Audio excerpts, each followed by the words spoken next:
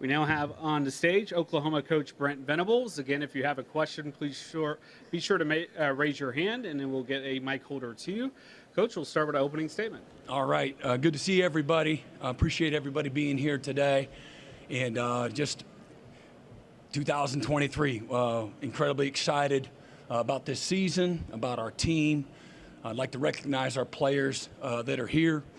Dylan Gabriel, Drake Stoops, Jonah Lalulu, and Danny Stutzman, three incredible young men that are all about all the right stuff. And so thankful to be here with them here today and to be in front of y'all. Last year in the Big 12 Conference, and having, most of you know my background.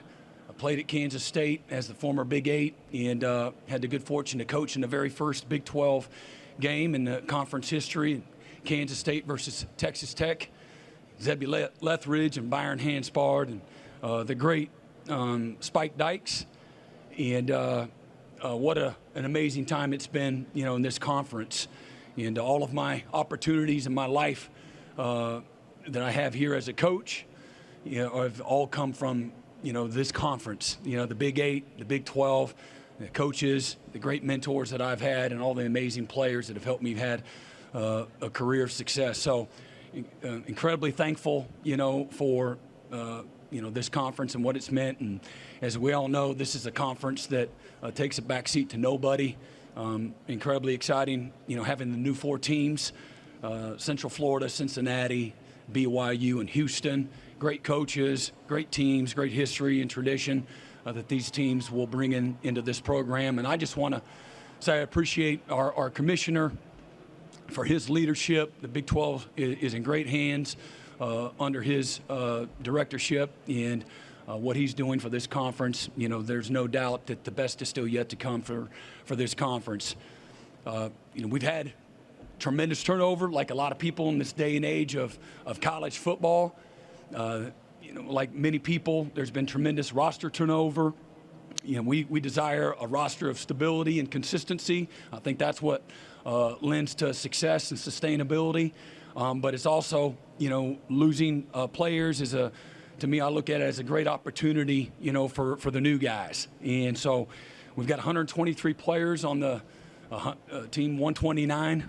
And out of those 123 players, 97 of them will be either their first or their second year at the University of Oklahoma. So tremendous turnover, but I couldn't be more excited about the group of guys. It goes without saying, we went 6-7 last year and fell well below our expectations and our standards at Oklahoma. But man, we learned and grew a lot as a football program. And in 5 of the 7 losses, it goes down to the last, minute, 2 minutes of the game in the fourth quarter with a chance to win. And so we've looked long and hard in the offseason since January of what we need to do to become a more efficient football team. And we've looked at every single part of our program, how we can improve and get better. Nothing ever stays the same. And so we spent a lot of the offseason practicing, film review, programmatically, coaching, all the things that you go into a season at where we can get better. And really excited about the improvements that we've made a year into where we're at right now. And, a year into our systems, a year into our strength and conditioning, as far as the improvements that we've made in the weight room. Just had our best academic semester in the history of Oklahoma football. Everything matters in what we do and how we do it. How we can become a more efficient football team, and 3rd and 4th down on both sides of the ball. Certainly our red zone defense, handling the fourth quarter of games. Really love the competitive depth that we've both developed with our current players, our returning players, and what we've recruited in both out of high school with 40 new scholarship players and 17 transfers. So really believe that because of the competitive depth, we'll have, a little bit stronger fourth quarter output on both sides of the ball, a quarter of football where we performed very poorly last year, and which lended to, again, 5 of, 1-score losses for us. So with that, I'll open it up for questions. We'll go to center right, 4th row. You'll stand and please say your name and affiliation. Hey, Coach, this is Jason Watkins, Hall of Fame Media. You alluded to the difficulty on defense last season, 123rd out of 131. How much is the transfer class going to really be the key to this season, turning that around for you? Well, again, everything matters, and I try to look at everything, evaluate everything. You know, obviously, playing good defense is keeping people out of the end zone, and so improving in the areas where we can improve. And you do that lots of different ways, whether it's scheme, it's players, it's development, it's teaching, it's practicing. Again, it can't ever happen fast enough. We haven't been good on defense for a long time. But everywhere I've been, it's been a rebuilding process to some degree. And we got a lot of work to do, but I got a lot of faith in both our players, our staff, and certainly how we do what we do, our developmental processes. But there's no area on defense. We led the Big 12 in interceptions. We led the Big 12 in tackles for loss. So what's that do for you? Those are building blocks, things that you can build from. Scoring defense, I think we're in the 90s. That's where it starts, keeping people out of the end zone, becoming a better red zone defense, stopping people. We were, really poor, stopping people in the run game. I think leading the country last year, you got to be around 2.4 yards a carry, and we were at 4.4 yards a carry. So how do we shave off, a couple of yards? A couple of yards is a lot. I get it. I know what that looks like. But you do it in everything that you're doing from a defensive standpoint, from, again, how you practice to, how you teach, all of those things. But I believe we'll be better because of the returning experience. We'll be better fundamentally. We'll be better aggressiveness.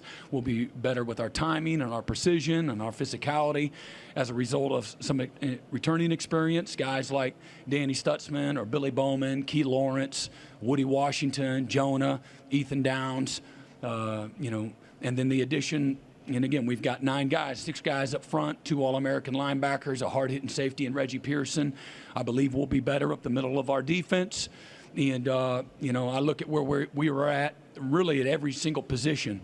And we didn't have the competitive depth a year ago. And we started the year pretty strong, and then we didn't finish the year very well. And particularly in those fourth quarters of a bunch of games, we just didn't have any juice left.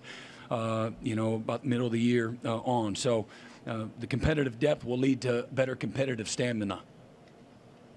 All right, we'll go to center right, middle. Jake Hatch, Locked On Sports Network over here, Coach, to your right. I just wanted to ask you, you talked about coaching in the first Big 12 game. Your final road trip with Oklahoma before going to the SEC will be at BYU. Just going to get your thoughts on the Cougars. Yeah, the Cougars had a little bit of experience. Both at Kansas State and at Oklahoma. That'll be, it's going to be a wonderful atmosphere. Late November, it'll probably be about 80 degrees in Provo. And, it's going to be a wonderful atmosphere. Again, incredible fan base. There's not going to be an empty seat in the house.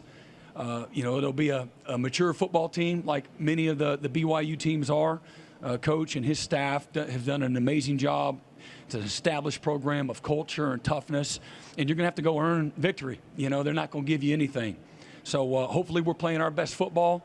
The teams that I've taken the most pride in, the teams that have been most successful that I've been around are ones that improve as the season goes along. So I'm hopeful and have an expectation we'll be playing our best football at that time of the year. We'll go to center, middle right. Hey, Coach. Barry Lewis, Killer Frogs, TCU Fan Nation. Follow up on that question. Your last home game, your last regular season Big 12 home game, Black Friday, 11 a.m. against TCU. What do you anticipate that atmosphere, what TCU should expect, especially after what happened last year in Fort Worth? Yeah, again, last year doesn't mean anything to what happens this year. That's literally how you coach, you prepare. Coach and his staff did an amazing job. What a incredible season that they had a year ago. What I expect out of Oklahoma is what I've seen this will be my 15th year, and you're going to see an incredible, very passionate fan base. They're going to show up deep. They're going to show up early. That's been the best winning percentage in college football the last 22 years, and I don't expect anything different, than that. This will be a incredible Hopefully we're playing, hopefully something's on the line, in that game, and expectations are something will be. But I know what Sonny and his group are going to bring. Great program that is going to come in with, a championship mindset. But for us, man, hopefully we're playing our best football, at that time of the year. We'll go center right, fourth row. Coach, Nick Coppola, I'm right here. Nick Coppola, OU Daily. I wanted to ask about Danny Stutzman, the guy you brought along here. Just what have you seen from him, just in terms of just his growth and maturation over the offseason, and just what kind of role do you see him just playing on the team this season, both on and off the field? Well, it's like anything. What can you expect from, again, where we are 17 months ago to where we're at going into year 2 now? I think the greatest calling of coaching is the development of people, developing leaders. Danny, he'd be the first one to admit that 17 months ago he wasn't capable of leading. And he's in a much different place now. The whole team follows Danny. His emotion, his work, his action. He's a doer and a giver. And, I love the maturation that's taken place with him off the field as much as on the field, his seriousness, his commitment to excellence every day.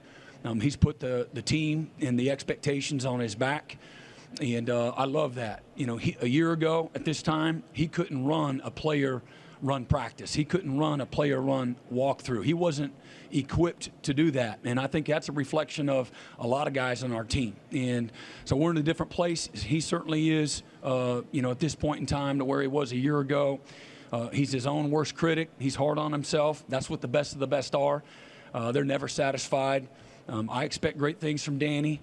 He's long, he's athletic, he plays fast, he closes to the ball, he's got tremendous contact speed, he's got tremendous instincts, got great toughness, and he's worked incredibly hard, for the 23 season. So really excited to see Danny and where he's at, this year. We'll go to center left, midway. If you'll please stand and state your name and affiliation. Coach Venables, Philip Roybal, Hall of Fame College Football Podcast.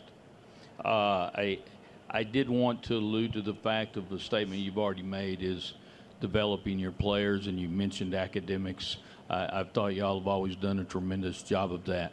By the way, I had dinner last night with one of your ex-players, Stephen Coleman, that played at Dallas Skyline, and then again at OU, which I had the great opportunity to coach Stephen at Skyline. But I thank you for that and your staff. I do want to ask, yesterday I know Coach Gundy kind of blames OU football for not having the Bedlam game anymore. My question to you is, would Oklahoma consider playing that in a non-conference game, which I think as media and fans, we would love to see that rivalry continued, because rivalries are so big in college football. I appreciate the question, and say hey to Steve for me. Look, I'm not in control of whether or not we play Oklahoma State. I love college football. I love the traditions of the game. I love rivalry games. Oklahoma and Oklahoma State have played for over 100 years, and Oklahoma has been dang good in those games and for a long time.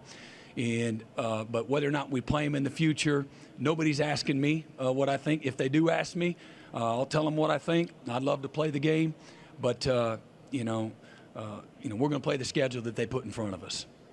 Time for one final question. We'll go to the far left. Yeah, Kurt Bowles from the Austin American-Statesman. Hey, Kurt. Hey, Brent. What is the steepest part of the learning curve in becoming a head coach? And has Bob Stoops reminded you of how he did in his second year at OU?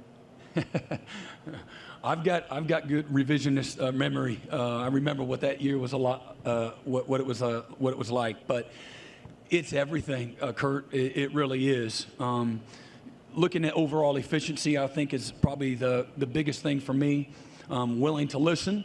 Sometimes, willing to listen to your players. Certainly listen to your staff. Take it all in. Ultimately, you have to make decisions on all of it. But being a better listener. looking at the efficiency, how you do what you do, and then what you do. And then those critical situations, how you can improve, schemes, coaching, all of that. But managing it all, I've got a wonderful staff.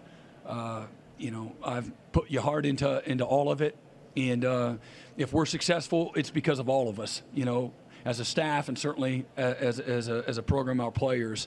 When you're not successful, it all the rests right at your seat. So heavy is the crown, but I embrace that. I've always put a lot on myself. So a lot of learning and growing and reflecting and again, really expect come back this year and learn from those mistakes. You learn a lot through failure, as we all talk about a lot in dealing with sports, and it teaches you a lot. And but if you're made of the right stuff, winners respond. Winners come back a better version of themselves. Winners go right back at it, and that's exactly what we're going to do. Coach, thank you for your time. All right, appreciate it. Thank you.